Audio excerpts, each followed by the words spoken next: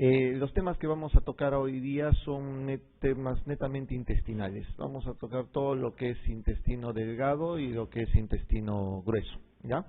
Vamos a ver algunas patologías que son muy importantes y, como siempre, evaluando las preguntas que hay para el examen de residentado y el examen del ENAM que suelen haber. Vamos a hablar un poquito de lo que es diarrea. Hay una pregunta, por ejemplo, en el examen que dice: ¿cuál de las siguientes entidades no cursa con una diarrea de tipo secretor? ¿Ya? Ustedes tienen que aprender dentro del rubro de diarreas qué tipos de diarreas existen, ¿no? Si la diarrea es osmótica, si la diarrea es secretora.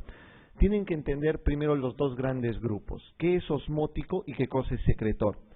Todo lo que es diarrea osmótica son aquellas diarreas que usualmente un paciente ingiere algún producto y esta jala generalmente agua y solutos. En cambio, la diarrea de tipo secretora generalmente tiende a ser por un compuesto o una sustancia intrínseca que es la que se secreta y la que jala el producto en sí.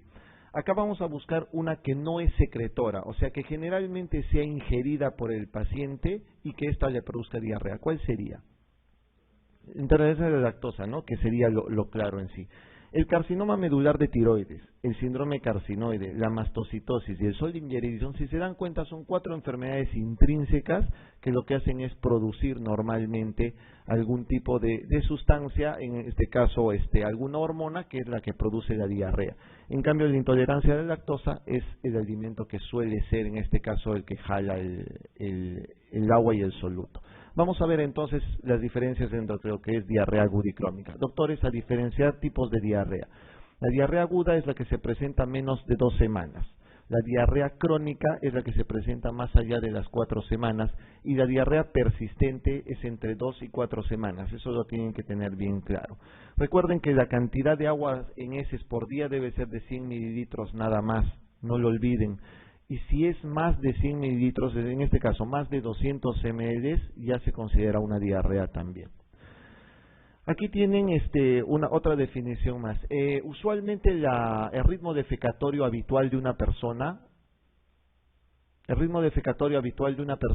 es desde 3 veces al día, que es lo normal, hasta una vez cada 3 días. Todo ese rango es normal, ya de deposición.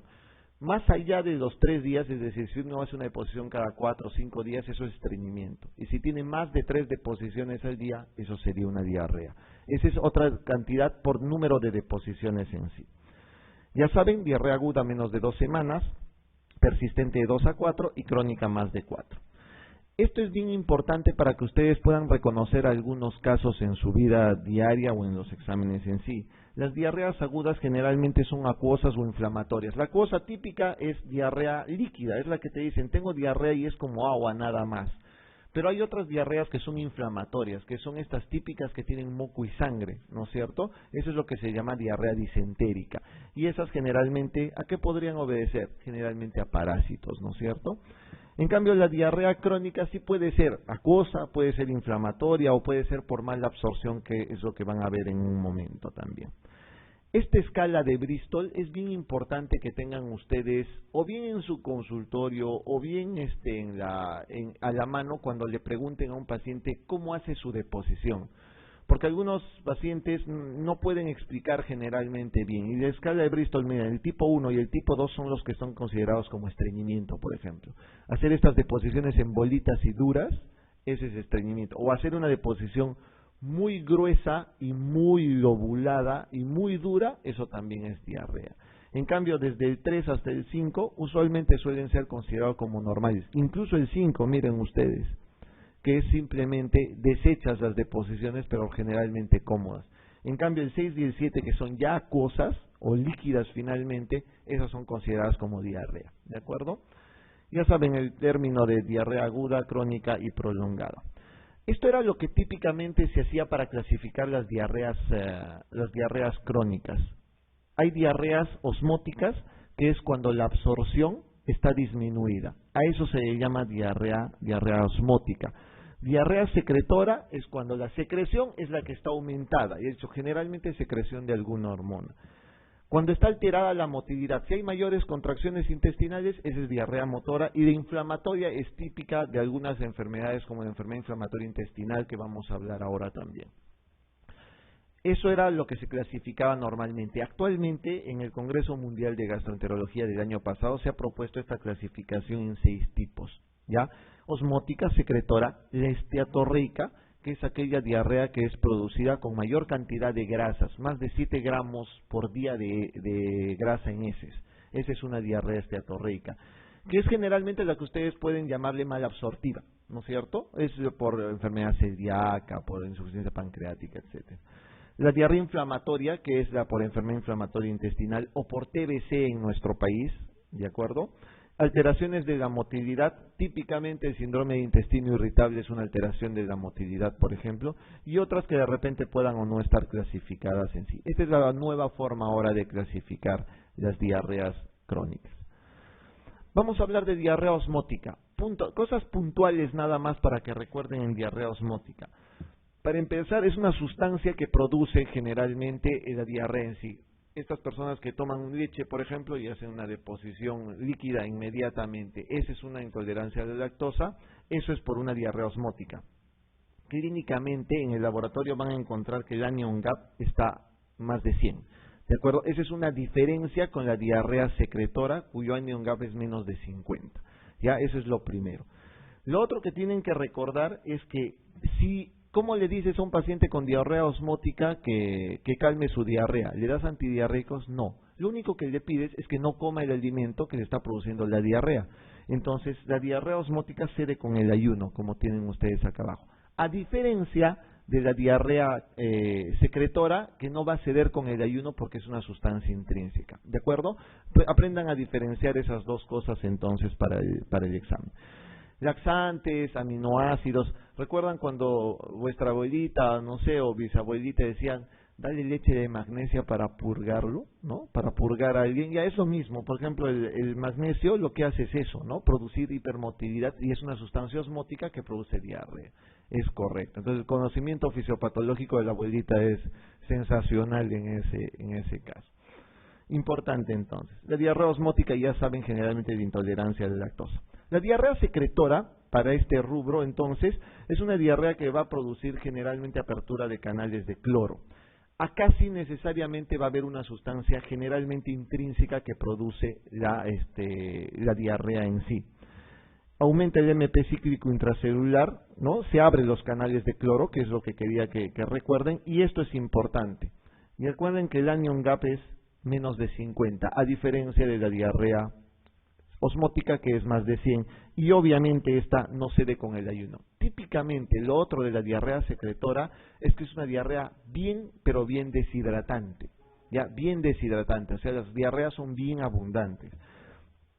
Entonces, como ven acá, son fuertemente deshidratantes. Y el ejemplo típico que van a encontrar de diarrea secretora ha sido una enfermedad que ahora que estamos en estas épocas de epidemias nuevamente, ¿no? Como el chikungunya, están en épocas de enfermedades extrañas. En el 91 hubo un brote de cólera, ¿no es cierto?, de Vibrio cólera. Entonces, el cólera es una diarrea netamente secretora, porque produce precisamente apertura de los canales de cloro. Entonces, las enterotoxinas bacterianas, en este caso, básicamente por acción del Vibrio cólera, por ejemplo, pueden producir diarreas secretoras tan abundantes que son deshidratantes y podrían llevar a la muerte al paciente. ¿De acuerdo? Entonces es bien importante eso. Hay otros tumores extraños que no los voy a ampliar, como el somatostatinoma, tumores que secretan serotonina como el carcinoide, por ejemplo, o los bipomas. Esos son tumores que producen una diarrea de tipo secretor. Eso es importante que recuerden, ¿no? Hay sustancias endógenas y exógenas. Y las endógenas, el que quiero que recuerden es el Vibrio cólera, que es el que me interesa que lo recuerden mucho más que todo. Ya saben lo que produce generalmente el Vibrio cólera, ¿no? La lesión por aumento del MP cíclico así, y de esa manera produce una diarrea deshidratante. En las diarreas inflamatorias, acá van a ver algo muy diferente. Normalmente la osmótica y la secretoria suelen ser diarreas acuosas. En cambio, en la diarrea inflamatoria, generalmente es mucosanguinolenta, ¿no es cierto? Hay moco y hay sangre, por eso es inflamatoria generalmente, ¿no? En estos, obviamente, generalmente hay daño del enterocito. El enterocito se daña, se lesiona, se rompe, y eso es lo que produce generalmente la mayor cantidad de moco y la mayor cantidad de sangre. Y eso es a lo que se conoce como diarrea disentérica. Siempre pregunten al paciente si la diarrea es aguda o si es crónica, y eso es un dato que deben de recordar muy bien. Porque hay causas obviamente infecciosas, ¿no? La más frecuente, virus, bacterias, que es la que van a ver en un momento, y van a ver algunas características especiales que tienen las diarreas inflamatorias. También hay tóxicas, vasculares, y las diarreas inflamatorias crónicas, típicamente colitis ulcerativa, enfermedad de Crohn y TBC, las típicas que deben de recordar ahora, ¿no? Ya saben, diarrea con moco y con sangre fundamentalmente. Otra cosa, normalmente los pacientes con diarrea osmótica y secretora tienen la diarrea, hacen la deposición líquida, pero no tienen ningún síntoma sistémico más. En cambio, los pacientes con diarrea inflamatoria típicamente tienen pujo y tenesmo, ¿ya? Esa sensación de que empiezan a pujar o han evacuado y siguen con ganas de evacuar en algún momento, la sensación de querer y no poder, eso es el tenesmo, ¿no? O que tengan fiebre y malestar general, eso es causa de una diarrea inflamatoria. Eso no pasa ni en la osmótica ni en la secretora, salvo en la secretora producida por Vibrio cholera, que sí puede haber fiebre, ¿no? Acá fundamentalmente recordar los datos de diarreas agudas infecciosas. Acá hay una que deben de recordar muy bien, la E. coli entero hemorrágica, ¿no es cierto? Esa es una pregunta de examen común. ¿Qué produce la E. coli entero hemorrágica? Síndrome urémico hemolítico, ¿no? Es el síndrome urémico hemolítico. Pacientes que hacen diarrea y después hacen falla renal, ¿no? Hacen uremia y hacen hemólisis.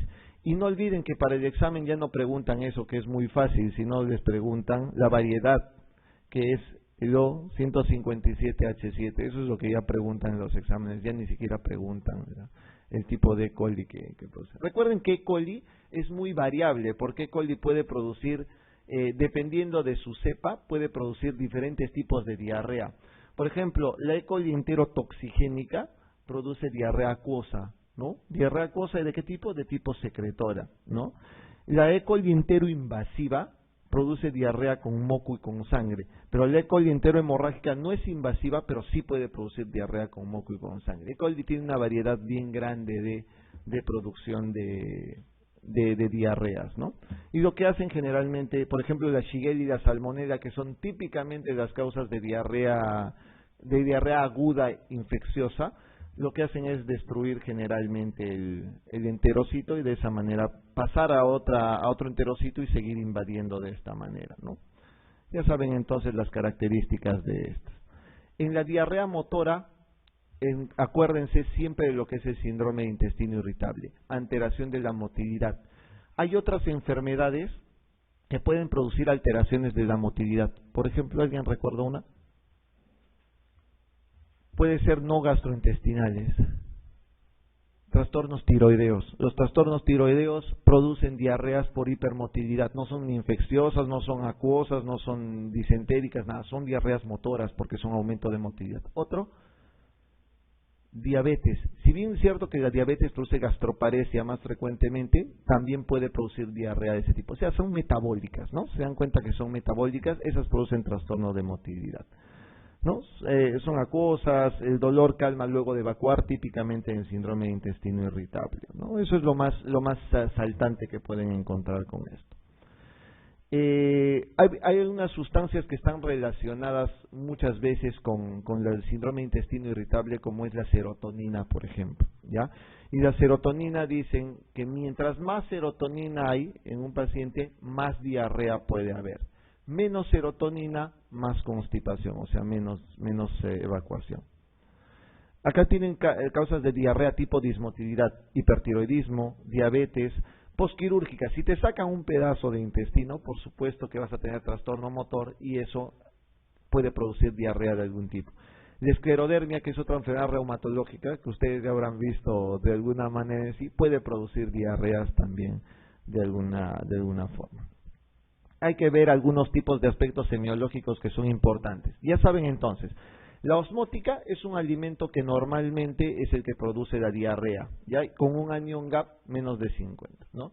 La secretora ya saben que tiene heces muy abundantes, son deshidratantes y son abundantes. La alteración de la motilidad, aparte del intestino irritable, recuerden que hay otras enfermedades, tiroides, de la glucosa, esclerodermia, etcétera, y en la inflamatoria típicamente síntomas sistémicos como fiebre, moco, sangre, para que lo recuerden mejor. ¿Se puede distinguir si la diarrea es producto de una alteración de intestino delgado o de colon? A veces sí. Ya, a veces es difícil realmente, pero algunas características son importantes acá. Cuando la causa es en el intestino delgado, normalmente suelen ser acuosas, y cuando es en colon sí son mucosanguinolentas. Las que tienen alto volumen son las de intestino delgado, y las que tienen menos volumen son las colónicas generalmente, ¿no? Son dos cosas que pueden, las que producen más flatulencia son las de intestino delgado que las de colon también. Algunas cositas que pueden tomar en consideración de alguna manera. Por ejemplo, tenemos un caso clínico acá. Mujer de 51 años, historia de diarrea intermitente de 3 a 4 años. Deposiciones líquidas, no hay moco, no hay sangre, 3 cámaras por día, volumen moderado, su estado general es bueno y no reporta pérdida de peso. Ectoscópicamente es una persona normal. ¿Qué es? ¿Qué diagnóstico tiene? Una diarrea osmótica. 3 a 4 años,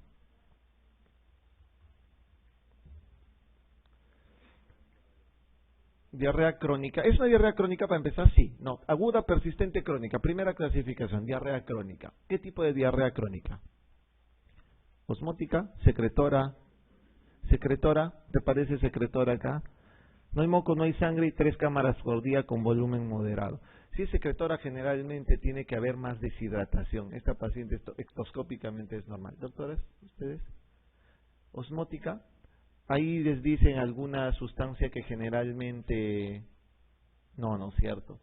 Esta es una diarrea tipo dismotilidad, ¿de acuerdo? Esta es una diarrea típica de estas que son intermitentes, de vez en cuando. Típica, por ejemplo, del intestino irritable. No puedo decirles que es un intestino irritable, pero les puedo decir que es una diarrea crónica tipo dismotilidad. Ectoscópicamente la paciente está absolutamente normal. Son intermitentes. Acá no les hablo de ninguna sustancia que desencadene generalmente la diarrea osmótica. Las diarreas osmóticas generalmente son agudas, pues. ¿Quién va a aguantar 3 a 4 años tomando lo mismo sabiendo que te va a producir diarrea, ¿no? Entonces es un poco para que hagan un ejercicio mental de eso. Tienen un varón de 28 años que acude con tiempo de enfermedad de 4 días, deposiciones líquidas, 7 a 8 cámaras por día, incluso en la noche, la deposición con moco y con sangre, pujo y tenesmo, al examen febril y taquicárdico y el abdomen es doloroso. Esta está regalada, ¿qué es? Aguda, ¿no es cierto? Y es inflamatoria groseramente, ¿no? Es la causa, obviamente la tendrán que ver en un parasitológico posteriormente. Las causas de diarrea infecciosa, miren ustedes que puede haber un montón de causas de diarrea infecciosa. El Bacillus cereus, ¿no es cierto?, que está en el arroz, por ejemplo, ¿no? O el Campylobacter, que también lo pueden encontrar en algunas sustancias en sí, ¿no? El Vibrio parhemolítico que está en los mariscos mal cocidos, por ejemplo. Todas estas pueden producir. Típicamente acá en el Perú tenemos diarrea, una gran cantidad, sobre todo en la sierra. Salmonella, Shigella, E. coli, todo esto puede producir. Entonces, estas diarreas pueden ser acuosas, inflamatorias o esteatorreicas. Siempre anamnesis es bien importante. Preguntar al paciente tiempo, duración, molestias, ya saben eso. Preguntar si ha viajado o no. Juguemos un poquito con los casos clínicos. Por ejemplo, esta es una pregunta del examen de residentado del año pasado. Paciente de 2 años.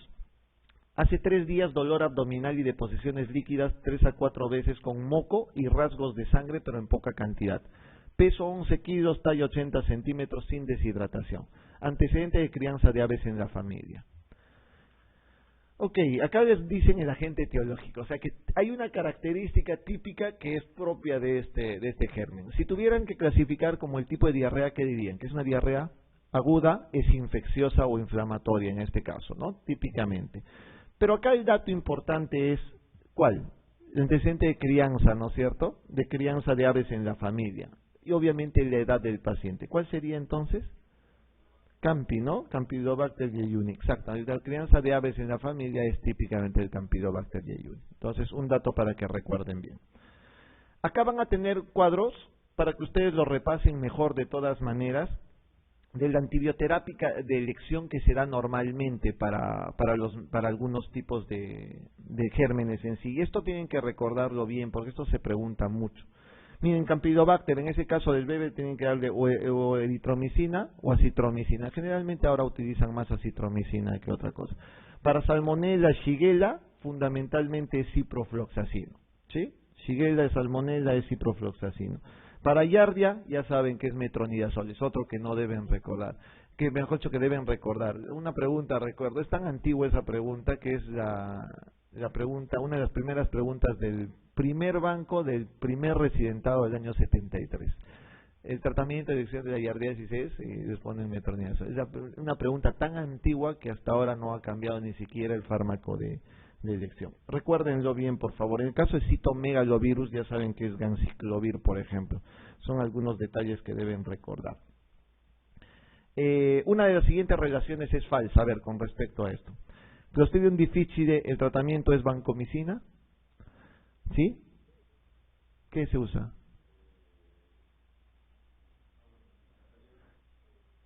Se usan ambas cosas, ¿no? Metronidazol o vancomicina dependiendo del estado general. Sí es entonces correcto, o sea, sí se usa metrovanco. ¿La diarrea del viajero es producida por E. coli enterotoxigénico?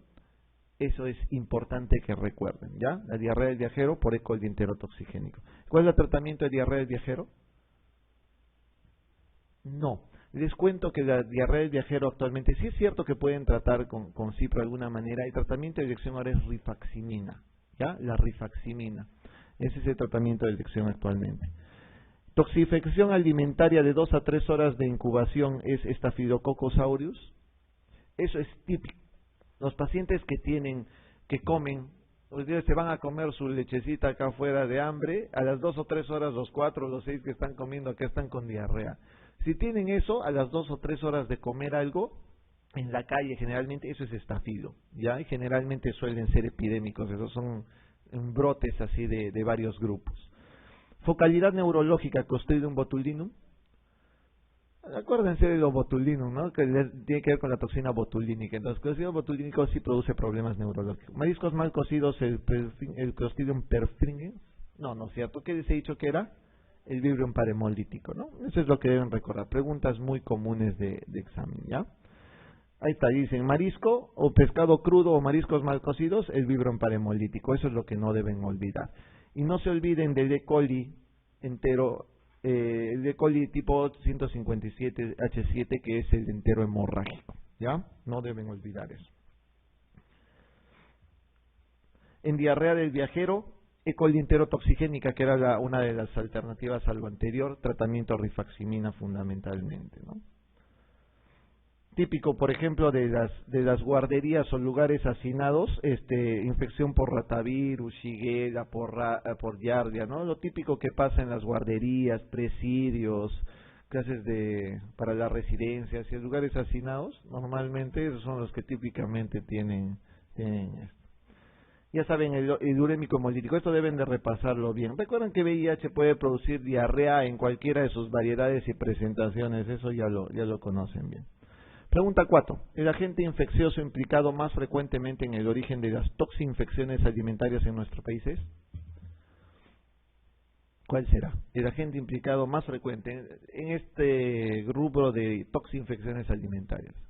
Grupos de personas que tienen diarrea. ¿Qué será?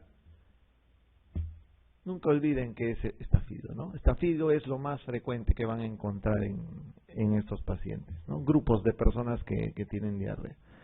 La diarrea por déficit de lactasa es una manifestación del dumping, una diarrea secretora, una diarrea osmótica, ¿no es cierto? Una pregunta muy fácil, una diarrea osmótica.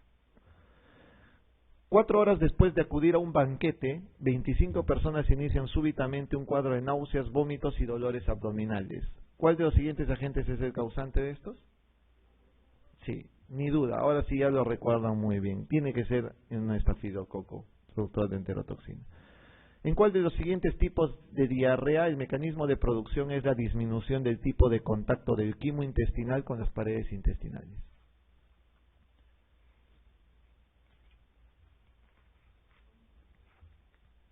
¿Están de acuerdo, doctores? osmótica. Acá el punto es disminución del tiempo en contacto entre el quimo y la pared intestinal. Es decir, empieza a pasar el quimo rápidamente. Es un trastorno de motilidad simplemente, simple y llanamente eso. Pues es un trastorno de motilidad, de hipermotilidad. Por eso el tiempo de contacto del quimo con la pared es menor. Es un trastorno de motilidad. Una paciente de 42 años consulta por presentar 3 horas después de la ingesta de un pastel de crema en un restaurante, ¿no? Típico de las chicas así que van a comer un pastelito a cualquier restaurante. Dicen vómitos, deposiciones diarreicas sin productos patológicos ni fiebre. Mientras que la paciente es visitada, su marido inicia un cuadro similar. Aprovecho. ¿Cuál de los siguientes microorganismos es el responsable? ¿Cuál será? Salmonella, Shigella, Staphylo, Campylobacter, E. coli. Lo mismo que les he dicho. Rápidamente, come, le da diarrea y alguien más viene con lo mismo después, es Staphylo. Es Staphylo, ¿ya? Staphylococcus aureus. Un paciente consulta por diarrea sanguinolenta, fiebre de 39 grados de más de una semana de duración. El coprocultivo se llama Campylobacter jejuni. ¿Cuál de los siguientes antibióticos es de primera elección? Eritro o acitro, ¿no es cierto? Eritro o acitro. Acá no hay acitro, entonces eritromicina es la respuesta. ¿Cuál es el patógeno involucrado más frecuentemente en la diarrea del viajero? E. coli. ¿Cuál de ellos? Así es, tengan cuidado, en el examen ya no preguntan, después van a poner los 5 tipos de E. coli y van a quedarse mirando al cielo esperando a que Simba les dé la respuesta, así que ya saben E. coli enterotoxigénica, es lo mejor que ya deben aprender. Muy bien, eso es diarreas, eso es lo que deben de saber en diarreas, creo que es más que suficiente. Vamos a ver ahora enfermedad inflamatoria intestinal.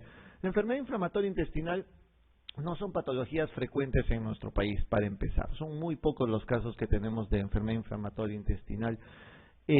Pero vamos a ver acá que hay 2 enfermedades importantes, colitis ulcerativa y Crohn. Para términos de examen, básicamente les gusta preguntar mucho estas 2. Y los voy a comparar un poco con lo que tenemos más en nuestro país, que es TB. Lo otro, las preguntas de enfermedad inflamatoria intestinal, casi todas están relacionadas a diferenciar una de la otra. Diferencias nada más entre una y otra fundamentalmente. Y uno que otro patrón puntual que les voy a mostrar. Dice acá, un paciente de colitis ulcerosa de 12 años de evolución, las biopsias seriadas demostraron presencia de displasia grave. Las muestras en el área sigmoidea. ¿Qué actitud tomaría? Los pacientes con colitis o con Crohn tienen más riesgo de cáncer de colon. Mucho más la colitis ulcerativa que el Crohn, pero hay riesgo. A esta paciente, por ejemplo, que ya tenía larga data de colitis ulcerativa, le han encontrado una displasia grave en las muestras de sigmoides. ¿Qué hacen con ese paciente? ¿Resección de qué? ¿De sigma o colectomía total? ¿De sigma? ¿Sí? Por ser área sigmoidea, ¿sí? ¿Total? Radical eres, doctora. Le sacas todo. Les cuento que el doctor está en lo cierto. En colitis ulcerativa, recuerden que muchas veces les voy a mostrar ahora que la afectación del colon es casi total y continua. Cuando tú tomas una biopsia, tomas de un lugar básicamente indistinto de uno del otro. Si una de las muestras ya sale como displasia grave, ese paciente debe ir a una colectomía total. Sale todo el colon absolutamente, sin excepción. No se puede sacar de pedacitos en la colitis ulcerativa porque la afectación del colon suele ser continua, ¿ya? No se saca de pedacitos. No se toman nuevas biopsias, no se hace endoscopía, no se hace quimioterapia. Básicamente lo que hace es una colectomía total si hay un cáncer, ¿de acuerdo? Primera diferencia entonces entre Crohn y colitis, la afectación. Se llama colitis porque afecta el colon, ¿de acuerdo? La enfermedad de Crohn afecta desde la boca hasta el ano. Segunda diferencia que deben recordar, la colitis ulcerativa generalmente tiene la afectación más frecuente a nivel de recto, ¿ya? Mientras que la enfermedad de Crohn, lo más frecuente que tiene es afectación de la parte iliocecal. 2 datos que ya deben empezar a recordar, iliocecal y el otro es rectal. Tercero, usualmente toda la colitis ulcerativa es una enfermedad continua, ¿no? O sea, se afecta a toda la mucosa en general. En cambio, en el Crohn, la afectación es en parches. Un lado está bien, úlcera, úlcera, úlcera, con zonas de mucosa normal. Eso se llama enfermedad en parches.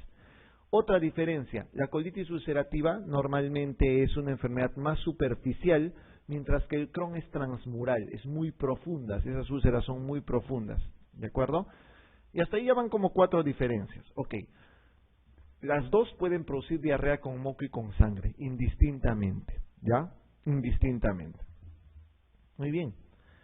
Hay factores obviamente intrínsecos de autoinmunidad y factores ambientales que desencadenan los cuadros o los picos. Normalmente una persona con colitis y con Crohn tiene colitis y Crohn toda su vida desde que lo adquiere. ¿Qué lo va a llevar al hospital? Los brotes de enfermedad. Va a tener colitis ulcerativa y en un momento se descompensa y empieza a hacer diarrea y fiebre. Ese es un brote de enfermedad. Lo curas, pero va a seguir con colitis ulcerativa que tiene que tener terapia de mantenimiento hasta que vuelva a ser otro brote de enfermedad. Son enfermedades que aparecen con brotes, ¿ya? Diarreas, ya saben, con moco y con sangre. Esto es otra cosa que no deben de olvidar, las manifestaciones extraintestinales que tienen la enfermedad de Crohn. Recuerden que son enfermedades casi sistémicas, ¿ya? Entonces, hay otras enfermedades que se asocian a colitis ulcerativa y a Crohn. Típicamente, la enfermedad extraintestinal más frecuente que se asocia a enfermedad inflamatoria intestinal es artritis. ¿De acuerdo? Las artropatías, espondilitis anquilosante, artropatías seronegativas, etcétera. Hay afectación ocular muchas veces, en oftalmo habrán visto eso, epiescleritis y lo otro es uveitis, ¿ya? Uveitis y epiescleritis. El eritema nodoso son enfermedades dermatológicas y otra cosa que se puede ver en dermato es el pioderma gangrenoso, que es más frecuente en el Crohn. Pioderma gangrenoso, más frecuente en el Crohn. Recuerden esto también, mala absorción. Obviamente, ¿dónde se absorben mayormente los nutrientes? En el intestino delgado. ¿Quién afecta el intestino delgado? ¿Colitis o Crohn? Crohn, porque la colitis solo afecta al colon. Por eso es más frecuentemente en el Crohn. Ojo entonces con esas diferencias puntuales que les muestro. Esto es una colitis ulcerativa. Acá lo ven muy suavecito, porque van a ver que de repente no muchos notan la diferencia entre uno y otro. Pero miren esto. Esta es una colitis ulcerativa severa, por ejemplo. Si se dan cuenta, afectación continua de toda la mucosa. Es solamente superficial, ¿de acuerdo? Ahora miren la diferencia con el Crohn. Esta es una enfermedad de Crohn. Úlcera, zonas de mucosa normal. Una úlcera acá, otra úlcera acá, zonas de mucosa normal. Una úlcera acá, otra úlcera acá, zonas de mucosa normal. Úlcera, mucosa normal. En parches. ¿De acuerdo? ¿No han entendido eso? Acá ven otra. Úlcera, zonas de mucosa normal. Otra vez Crohn.